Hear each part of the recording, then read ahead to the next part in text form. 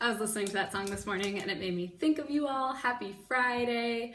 Today is Friday, April 10th. Shortcut date is 4/10/20. For work today, you had 8.14 chocolate chip muffins and math pages 49, 50, 51, and ELA only 52 and 53 because Miss Freed was feeling too nice last week. I should have given you that passage as well. Today on the agenda, we're going to go through all of that. Then we'll have our spelling test, and then we will read Tales of Despero. Serena, I did see your request for a super pig, but I didn't see it until right before I sat down to record, so my answer is yes, but it just won't be in this video, okay? As always, before we start, I wanted to give some shout outs to people who not only completed their work, but also commented their name and done at the end of the video. That gives me so much comfort because I know that you're staying on top of your academics and you're not falling behind. This video only had 23 views on it compared to usual. When I sit down to do my next video, it has about 30 to 35 to 40 even. So it makes me a little nervous.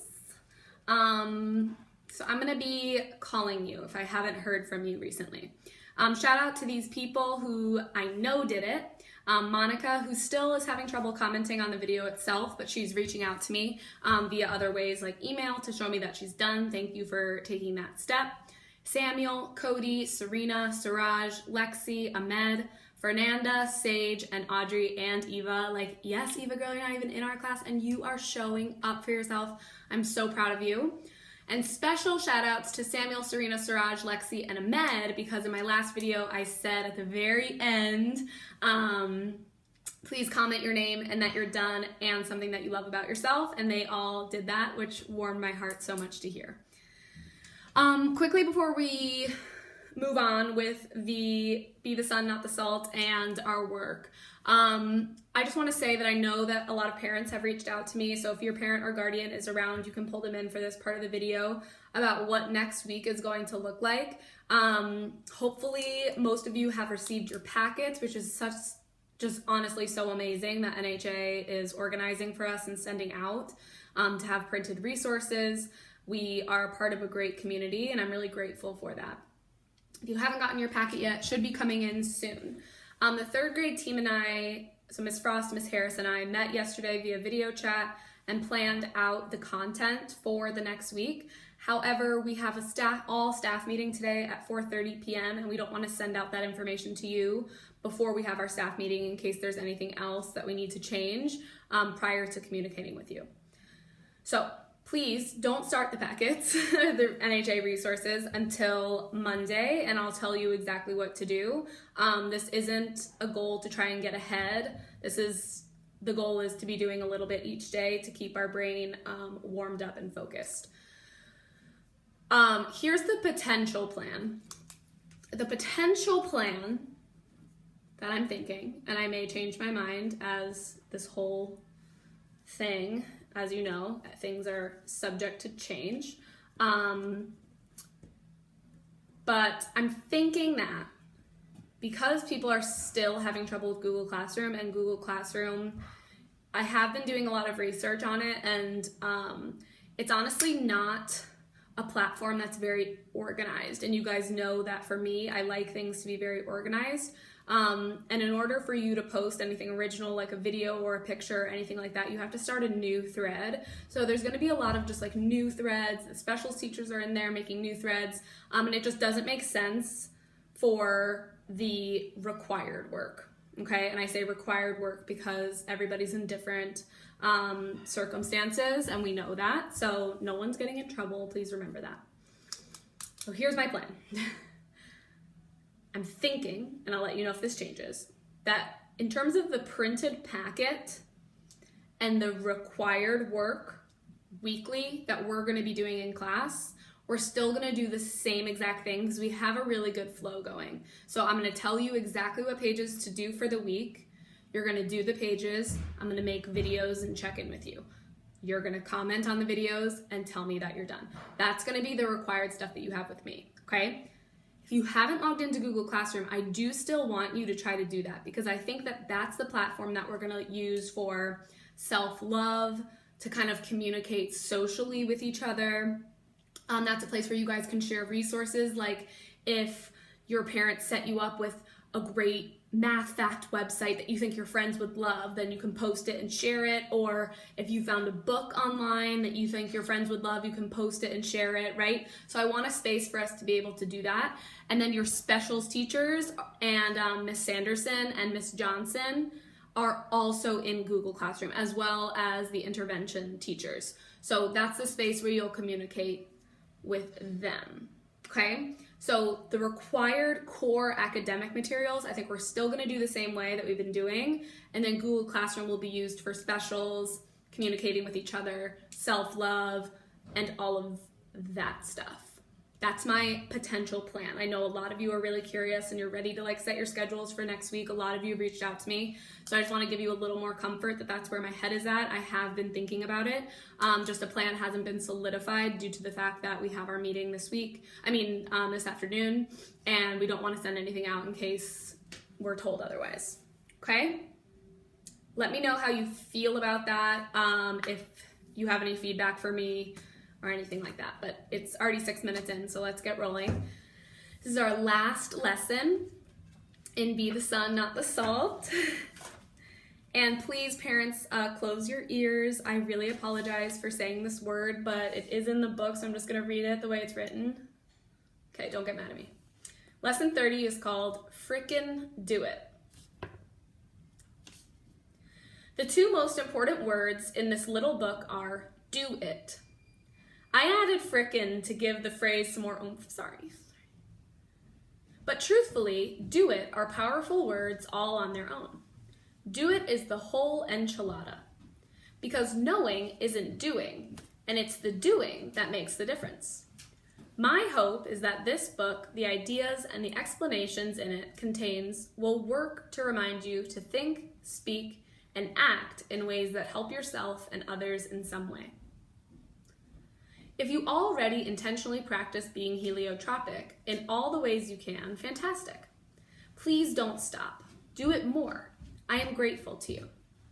You are making the world a better place.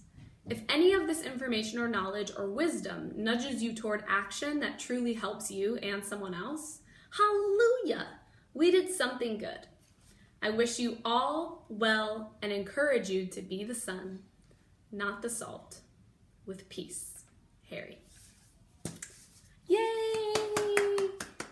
Such a good book for personal development. This is the type of book that I feel like I could read over and over and over again. I love starting my day with just a little reminder of how to be my best self for both myself and others. Go ahead and get all of your workout. Also, please, if you need to sit up for your spelling test, pause this video, get a piece of paper and a pencil so that when the spelling test comes, you're ready to rock and roll. Chocolate chip muffins. Mick was making chocolate chip muffins. He put 8 chocolate chips in each muffin he made. If he had 48 chocolate chips, how many muffins did he make? So again, as always, it's really important that you jot what you're solving for, because you're not solving for chocolate chips, you're solving for muffins. So I made sure that I wrote that, and then I read it again because that's what strong mathematicians do. I also jotted at the top what information is given to me. So I know that 1 muffin is equivalent to 8 chocolate chips, and that there's 48 chocolate chips in total. So for my model, I worked with repeated addition and did a circle to represent every muffin, and it put an 8 in each for how many chocolate chips were in each. And then I kept going until I got to a total of 48. And I knew that I was looking for the number of muffins, which was 6, so 6 muffins. And you could have done either of these equations to match the story. So you could have done 48 divided by 8 equals variable, I chose C, or 48 divided by M equals 8. I think this one is the most accurate because you're actually taking the total amount of chocolate chips and dispersing them equally into groups and getting the total amount in each group. Let me know what you guys think. Okay, math. Front is pretty self-explanatory. Number 25 is D, number 26 is B. All the others for this one literally do not make any sense at all. So I hope that you got that question correct. This question here, if you were reading this carefully, it says how many fewer dogs are there than fish and cats. So you had to add fish and cats to get a total of 30 and then take away the number of dogs, which was 6. So you have 24 fewer dogs. And then here you had to add them all together. And then, what did I do here? Oh, and then I did 60 minus the total. So you had to find the total number of pets, take it away from 60 to figure out how many more you needed to get to 60 total. And the answer is 9 more pets. And finally, the back answer is B. Because it's saying that Sarah has twice as many as Ricky, which means that she has 2 times as much.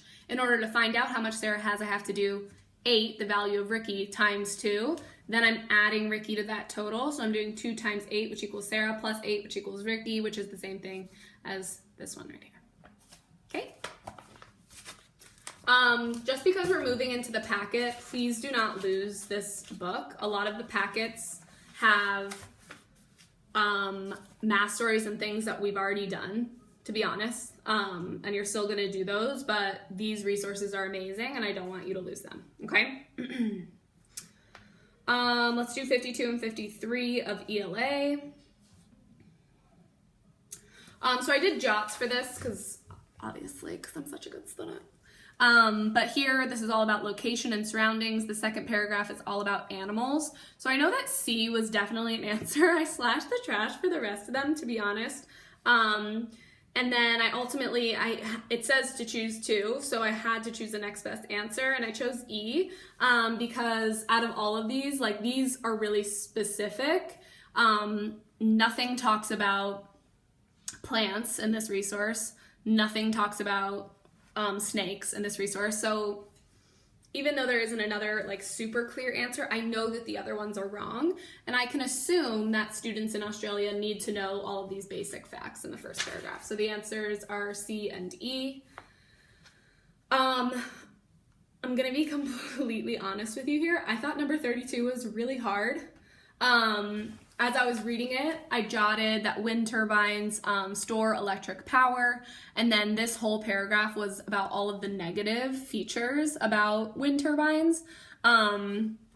So I chose the sentences, scientists are not sure if this was a good idea, and I also selected the wildlife in the area is harmed by the wind farm. I thought that those 2 were the best. But it was honestly kind of confusing because there were more sentences in here that applied to the negatives of wind turbines. So honestly, I might give you some credit if you also chose that next example about the animals. But that was a little bit of a stretch because it was a very specific detail. Does that make sense? Okay, cool. Get your piece of paper out and get ready for the spelling test. Please make sure that you wait for me to say the sentence before you write the word down because a lot of these words sound very similar or exactly like the word that I'm going to read next, so then you know which version to do.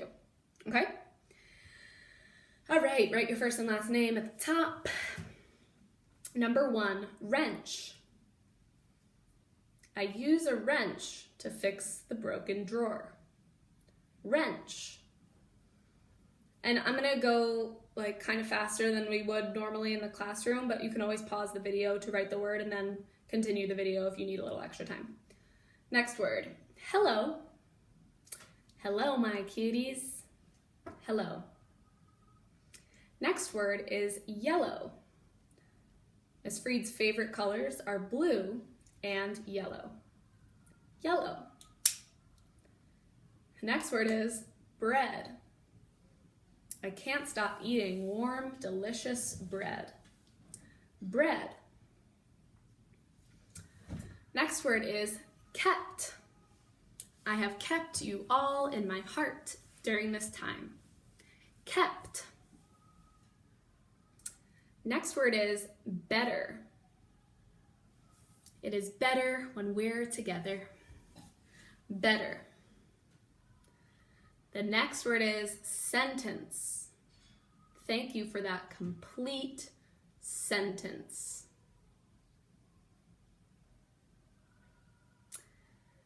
Next word is eggshell. I hate when I get eggshell in the bowl. Eggshell. Now, this one, I say these next two words exactly the same, so listen for the sentence. The next word is medal. Like I earned a gold medal for my athletic ability. Medal. The next word is metal. I also say it the same way. Metal. Metal. As in this car product is made out of metal. The next word is remember. Remember all of the wonderful times in our classroom. Remember. Next word, one of my favorite words of all time, reading. Thank goodness we can still rely on the entertainment of reading during quarantine. Next word is peaches. Peaches are so delicious. The last two words sound exactly the same, so make sure you're listening for the sentences. This next word is peace, as in after I work out and sweat and move my body and meditate, I feel at peace. I feel calm and at peace.